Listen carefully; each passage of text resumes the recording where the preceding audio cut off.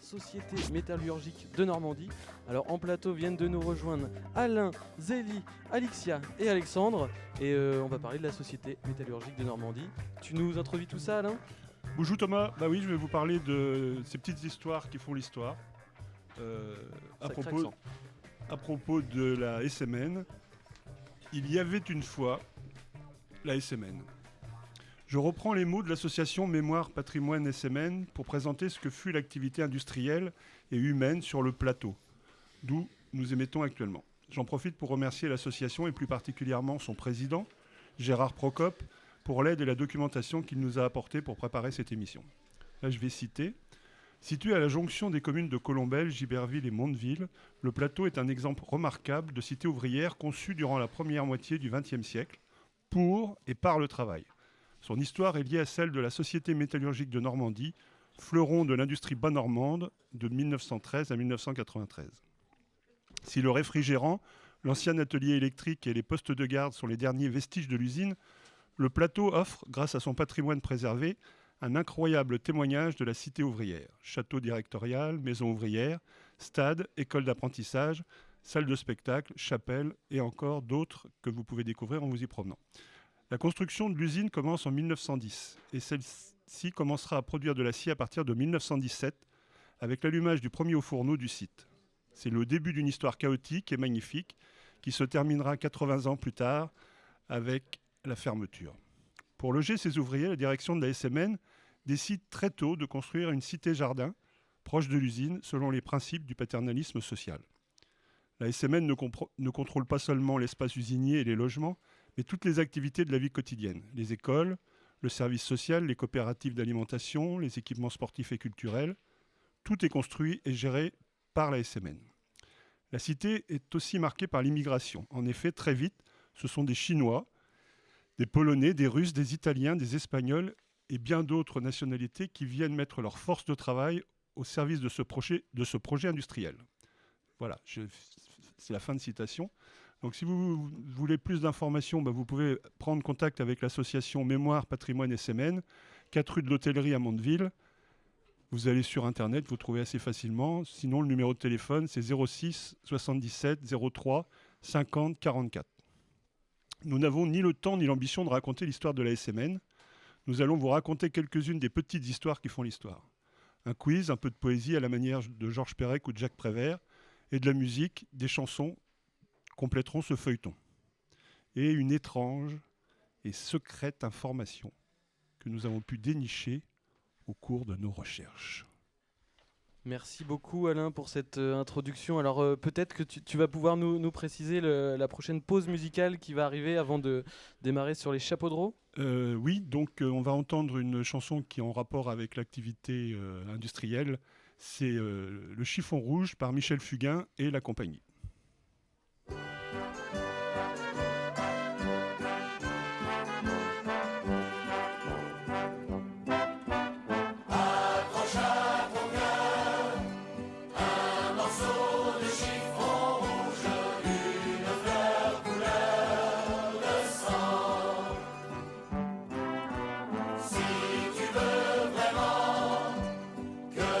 Change et que ça bouge, lève-toi.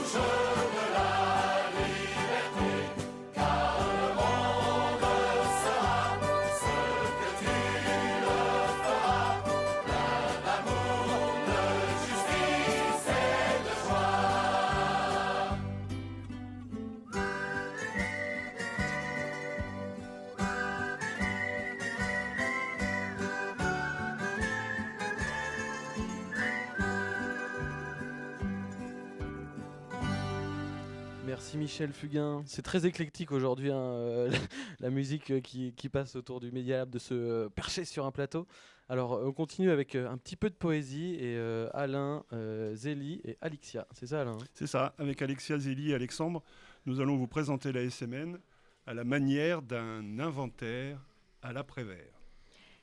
SMN, inventaire à l'après-vert. Un plateau, des hauts fourneaux, de la fonte et de l'acier, des locomotives, des wagons et des rails, de la poussière rouge, une fourmi ouvrière métallo. Des grands bureaux, l'école du plateau, l'US normande, Michel Hidalgo, 634 Chinois, des Russes, une église Saint-Serge et d'autres fourmis ouvrières métallo. 160 hectares, 3 communes, Colombelle, Mondeville, Giberville. La Renaissance, une fanfare, une treuille rouge, sculpture, accident, et encore des fourmis ouvrières métallo. La chaleur intense, l'amiante et les poumons fichus, des vélos, des mobs bleus ou oranges, le flot fourbu des hommes qui rentrent, encore de la poussière rouge, et la chaleur intense qui brûle le corps et l'âme, et d'autres fourmis ouvrières métallo. Des bleus de travail et des bleus au corps, à l'esprit. La nouvelle qui tombe, fermeture. Une dernière coulée, le voyage de la poche numéro 50, un conseil régional, la violence de la nouvelle, l'usine brisée, démontée, et 2 postes de garde désertés. La cité de chantier, une grande halle, un whip, et plus de fourmis ouvrières métallo. Non, pas tout à fait. Quelques-unes rôdent encore, meurtries, désabusées. Un grand réfrigérant, phare symbole qu'on voudrait bien garder, mais qu'en faire? Une microfolie, des folies au micro, un hôtel à l'escalier décoré, un orchestre de Normandie, et toujours une fanfare, et des fourmis musiciennes. Un Media Lab, un gros live, la mémoire d'un lieu, un lieu mémoire. Le sol pollué, saturé à jamais. Des plantations pour renaître, une cité ouvrière, plus beaucoup d'ouvriers, un stade Hidalgo, le bureau de tabac et des fourmis mémoire. Une régie, un viaduc du haut plateau, les cons, on n'est pas dans les Andes, Sept Toussaint et la fusion, des graffitis, des naissances et des arbres, et la vie continue. Et des tas de nouvelles fourmis, mais pas de ratons laveurs. Pourquoi des ratons laveurs, Alain? Parce que dans le poème Inventaire de Jacques Prévert, il écrit « Une maison, 2 maisons, 3 ruines, 4 fossoyeurs, un jardin, des fleurs, un raton laveur. » Et il reprend systématiquement ce que nous avons appris avec les fourmis ouvrières. Donc voilà, c'était tiré de Prévert, parole, inventaire. Ok, bah c'était magnifique, hein. Franchement, je sais pas ce que vous en avez pensé, vous, de votre performance, mais waouh, hein. Bravo. Hein. Merci. Alors, on continue avec toi, Alain, qui était en feu, même en fusion, je dirais, aujourd'hui. Complètement en fusion, ouais. Ça fait déjà quelques jours que ça carbure dur. Exactement, et là, donc, il me semble que tu nous as préparé un quiz. Ouais, j'ai préparé un quiz parce que plutôt que de raconter des chiffres, une histoire un peu encyclopédique, je me suis dit que ça pouvait être un peu marrant de le faire d'une autre façon.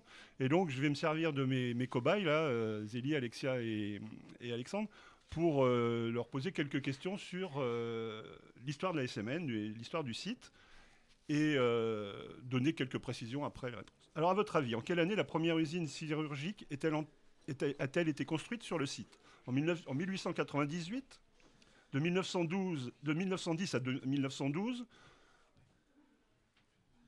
en 1914 ou en 1939?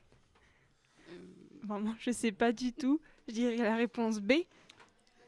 Moi, j'aurais dit plutôt 1910-1912. Ouais, c'est ça, 1910-1912. Mais le premier au fourneau, il est allumé, lui, qu'en 1917. Donc, il faut se rappeler qu'il y a la guerre entre deux et que l'actionnaire principal au démarrage, c'est un Allemand qui, pour pouvoir continuer, s'associe avec des Français, parce que ce n'était pas franchement bienvenu à ce moment-là. Deuxième question. Que signifient les croix de chaînage? Vous savez, croix de chaînage, c'est quand il y a un mur qui menace plus ou moins de s'écrouler. On met des croix qui sont attachées à l'autre côté du mur et ça permet de maintenir le mur. Donc, sur la façade des grands bureaux, quand on sort au feu du site, on voit écrit HFAC. À votre avis, ça veut dire... qu'est-ce que ça veut dire, pardon? Tu peux répéter? HF au fourneau. Donc HF au fourneau. HFAC. Alors vas-y. Ouais. HF au fourneau. Très bien, au fourneau. AC. Agglomération cannaise. Non, Acierican. Ah. C'est le premier. Pas mal. C'est la première dénomination de l'usine. Ensuite, ça va devenir la SNM, Société normande de métallurgie. Et en 1924, ça prendra le nom Société métallurgique normande, SMN, qui est resté jusqu'au bout. En 1974, c'est l'année où il y a le plus grand nombre d'ouvriers sur le site. Combien sont-ils? 9024, c'est précis. 6402, 5998, 4400. Moi, franchement, je dirais 5000. Moi, Ça- 9024. 6998, c'est ça, il y avait une option. C'est 6998, une des alternatives. Non, à cette époque-là, il n'y avait plus beaucoup de monde. Donc ils sont 6402. Ouais. Et ensuite, ça décline. En 1951, ils sont 4400. Et quand l'usine va fermer, juste avant que l'usine ne ferme, ils ne sont plus que 1513, dont 400 qui sont en disponibilité. C'est-à-dire qu'ils ne travaillent plus sur le site. Ils sont ce qu'on appelle aussi du chômage partiel. J'ai encore du temps? Alors, en 1918, quelle est la proportion d'ouvriers étrangers dans l'usine? 10%, 52%, 63% ou 21,5%? Moi, je dis 63%. Waouh! Je pense qu'il y en a beaucoup, beaucoup. Tu as bien bossé ton sujet. Ouais, bien joué. Effectivement, 63%, dont 634 Chinois, qu'on a retrouvés tout à l'heure dans l'inventaire. En 10%, c'était en 1937, 52%, c'est en 1929, et 21,5%, c'est en 1939. Bon, ça se comprend puisque la guerre est juste derrière. Alors là, une question un peu avec un peu d'humour quand même. Qu'est-ce qu'un maçon fumiste? Est-ce que c'est un maçon qui ne fout rien? Un maçon qui fume sans arrêt? Ou un maçon qui fait le briquetage des fours? Il n'y a pas maçon qui a fait elle, un truc du genre. Parce que les L, c'est des fumistes. Elle est Merci très d'avoir bonne, elle rigolé est à très cette bonne. blague de merde. Moi, je dirais le premier, quelqu'un qui fout rien. Eh ben non, c'est non. un maçon qui fait le briquetage des fours. C'est-à-dire que les fours qui sont utilisés sont à très haute chaleur, et donc on est obligé de mettre des briques réfractaires, et ce sont des maçons spécialistes pour faire correctement le montage des fours. Alors ça, c'est facile si vous avez écouté le début de l'émission. En quelle année le dernier au fourneau s'éteint-il? En 1968, en 1991, en 1993 ou en 2001? En 1993. Bah oui, 1993, le 5 novembre, c'est la fermeture définitive de l'usine qui avait été par contre décidée, annoncée en 1991. Pour la petite histoire, ce qu'il faut savoir, c'est que avant 1991, dans les années 89, au moment où le ministre inaugure l'usine, avec un des équipements les plus modernes du monde, avec une production record et une qualité exceptionnelle, l'usine est déjà prévue d'être fermée.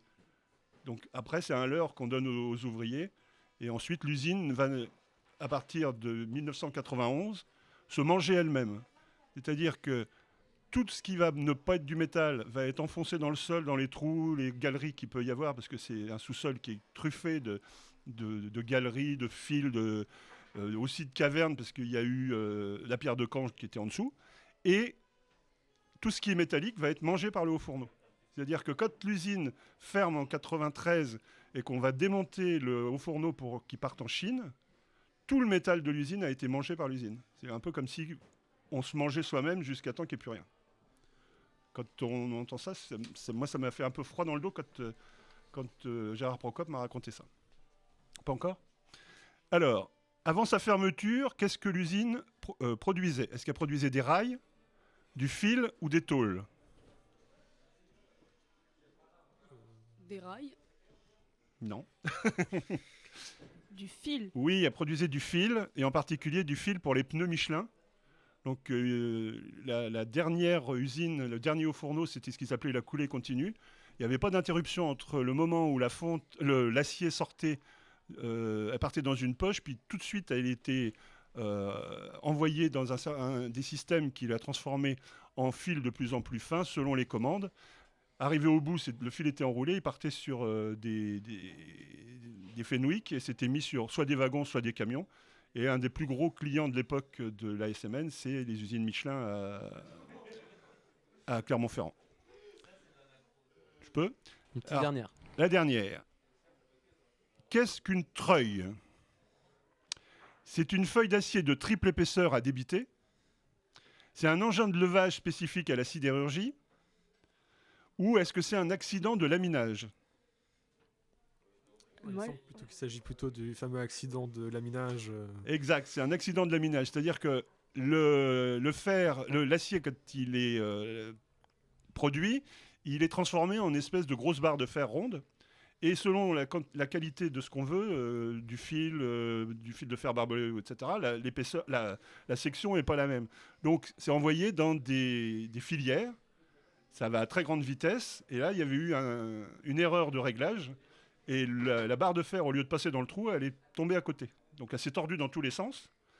Les ouvriers étaient prêts à la ramasser attendre qu'elle refroidisse un petit peu, la ramasser pour la remettre dans le haut fourneau. Et là, il y a un ingénieur qui passait qui a dit non, gardez-la comme ça, on va l'exposer.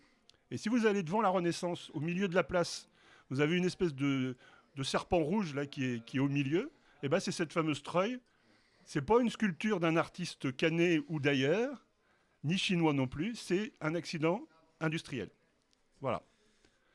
Juste une dernière, parce que celle-là... Elles sont tellement bien que j'allais te dire, vas-y, fais-en une dernière. Alors. J'en avais une que je voulais faire, parce que celle-là, je me suis bien marré en la faisant.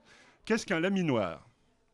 Est-ce que c'est un mammifère proche du lama de couleur foncée ? Est-ce que c'est une équipe de foot qui écrase tous ses adversaires ? Ou est-ce que c'est une structure qui transforme les lingots d'acier par écrasement ou par préformage ? La dernière. Je pense qu'il y a pas de hasard là. Il n'y a pas de doute, c'est la structure qui transforme les lingots d'acier par écrasement ou par formage. Mais ce que je voulais dire, c'était par rapport à l'équipe de foot qui écrase tous ses adversaires. Là, on est en plein dans le championnat d'Europe des nations. Et il y a une nation qui est une des nations dominantes du foot qui s'appelle l'Allemagne, qui a été une équipe, comme une usine, qui laminait tous ses adversaires. À tel point qu'un célèbre footballeur anglais, Gary Lineker, qui est le seul footballeur qui n'a jamais reçu dans toute sa carrière ni carton jaune ni carton rouge, alors qu'il a une très longue carrière et qu'il jouait dans le championnat d'Angleterre, il a dit « Le football est un sport simple. 22 hommes courent après un ballon pendant 90 minutes et à la fin, ce sont les Allemands qui gagnent. » Et tout ça parce qu'il s'était fait battre en demi-finale de la Coupe du Monde après prolongation au pénalty par l'équipe d'Allemagne. Voilà. Je voulais la placer, celle-là, et dire que l'équipe de France a encore gagné contre les Allemands. Allez. Tu fais bien de le préciser, Alain. En tout cas, on voit bien que ton passé d'instit est encore là, hein, quand même. On apprend en s'amusant. J'ai essayé, oui, d'être un petit peu moins scolaire. Et tes élèves, qu'est-ce que tu en as pensé alors ? Ils sont bons, ils sont excellents. Ils sont pas mauvais. Puis les deux filles, je peux te dire que pour le poème à l'après-vert, dans ma classe, elles auraient eu la meilleure note possible. Merci. Elles auraient été top, vraiment très top. Ouais. Ça va, on n'est pas trop dissipés. Non, puis il en faut un peu.